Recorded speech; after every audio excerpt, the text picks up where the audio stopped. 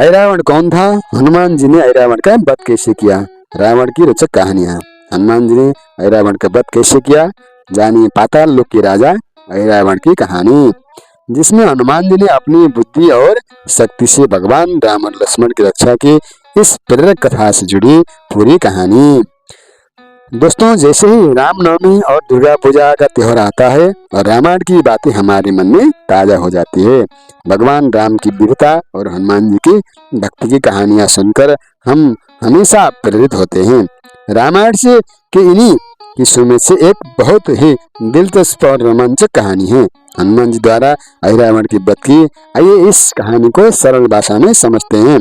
ऐरावण रावण का ही भाई था और पाताल लोक का राजा था। रावण के अनुसार जब राम और ऐरावण के बीच युद्ध हो रहा था, रावण को और राम और लक्ष्मण को हराना मुश्किल हो रहा था। तब रावण ने अपने ही भाई ऐरावण से मदद मांगी और ऐरावण अपनी मायावी शक्तियों से राम और लक्ष्मण को छल से पकड़कर पाताल लोक में ले गया।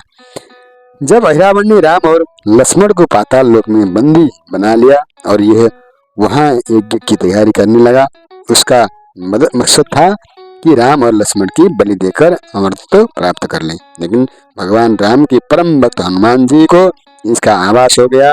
हनुमान जी को जब पता चला कि ऐरावण राम और लक्ष्मण को पाताल लोक में ले गया है, तो उन्होंने तुरंत वहां पहुंचने की योजना बनाई।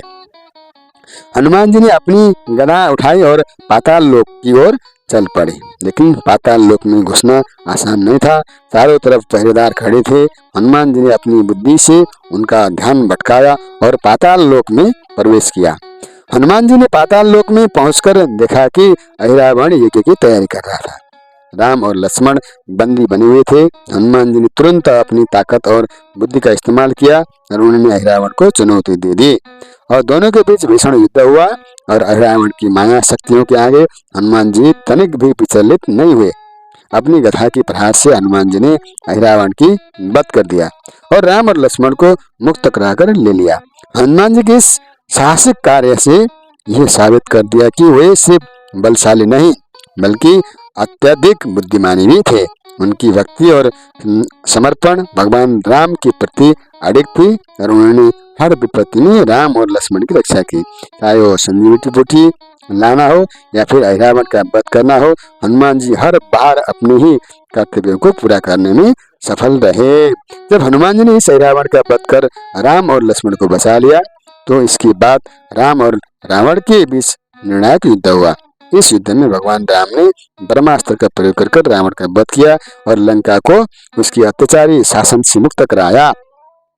रामनवमी भगवान राम के जन्मदिन के रूप में मनाई जाती है। इस दिन लोग उपवास रखते हैं और राम कथा सुनते हैं और भगवान राम की पूजा करते हैं।